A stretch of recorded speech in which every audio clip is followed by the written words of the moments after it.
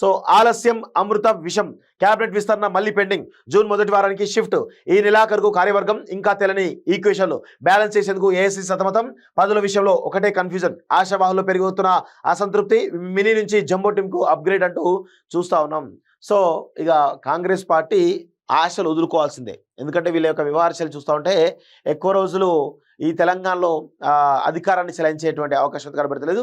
ఉంటే మా అంటే ఈ టర్మ్ కంప్లీట్ చేసుకుంటారు, తర్వాత మళ్ళీ ఒక 10-15 సంవత్సరాల వరకు వచ్చే పరిస్థితి కనబడతలేదు. చాలా స్పష్టంగా గుర్తుపెట్టుకోండి. సో అది కాంగ్రెస్ పార్టీ చేజేతుల వాళ్లకు వాళ్ళే రాజకీయంగా ఆ గోతి కిలోమీటర్ మేర గోతి తీసుకొని వాళ్ళే పూడ్చుకుంటా ఉన్నారు. సో చాలా స్పష్టంగా అర్థమవుతా ఉంది కాంగ్రెస్ పార్టీ యొక్క పరిస్థితి. సో ఇక తెలంగాణలో రాసి పెట్టుకోండి, భవిష్యత్తులో ఖచ్చితంగా బీజేపీకి అవకాశాలు ఎక్కువ ఉంటాయి. ఇన్ కేస్ బీజేపీ లేకపోతే బీఆర్ఎస్కి మళ్ళా ప్రభుత్వంలోకి రావడానికి స్కోప్ అయితే ఉంటుంది, అది గుర్తుపెట్టుకోవాలి.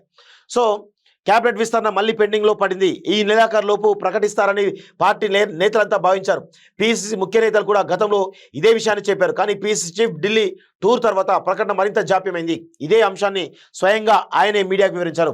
అయితే పీసీసీ కార్యవర్గం మాత్రం ఈ నెల 26-27 తేదీలో ప్రకటిస్తారని వెల్లడించారు. అప్పుడైనా ప్రకటిస్తారా లేదా అనే అనుమానం ఆశావాహుల్లో ఉన్నది. ఏడాది నుంచి క్యాబినెట్ విస్తరణ పెండింగ్లో పడుతూనే ఉన్నది. సో 1.5 ఇయర్గా క్యాబినెట్ ఎక్స్పాన్షన్ లేదు.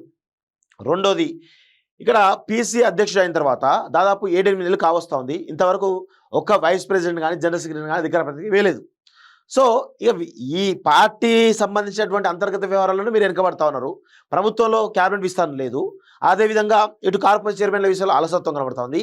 ఇక మీరు 1.5 ఇయర్ టైం అయిపోయింది, ఇంకా 3.5 సంవత్సరాల సమయం ఉన్నది. 3.5 సంవత్సరాల్లో 6 నెలల ముందుగానే ఇక్కడ పెద్ద ఎత్తున రెస్ట్రిక్షన్స్ ఉంటాయి.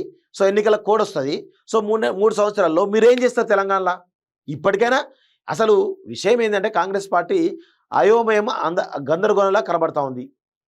సో ఎవరికి వారే ఏమన్నా తీరే, ఇదే చాలా స్పష్టంగా అర్థమవుతా ఉంది. ఇది ఎప్పటికైనా ప్రమాదకరమే. సో ఇలా మీరు అంటే దీని కారణం ఎవరు? ఏఐసీసీయా లేకపోతే లోకల్ కాంగ్రెస్ పార్టీ టీపీసీసీ పక్కన పెడితే ఇది కాంగ్రెస్ పార్టీ స్వయంకృతాపరాధంగా కనబడతా ఉంది. ఇక మంత్రుల విషయాన్ని చూస్తాం. ఇక వాళ్ళు కమిషన్ల దందాలే ఇస్తూ ఉన్నారు అందరికందరూ, ఎవరు తగ్గుతలేరు.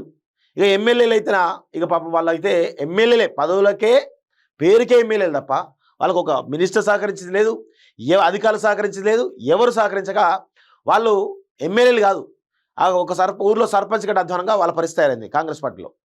సో ఇది చాలా స్పష్టంగా కనబడతా ఉంది.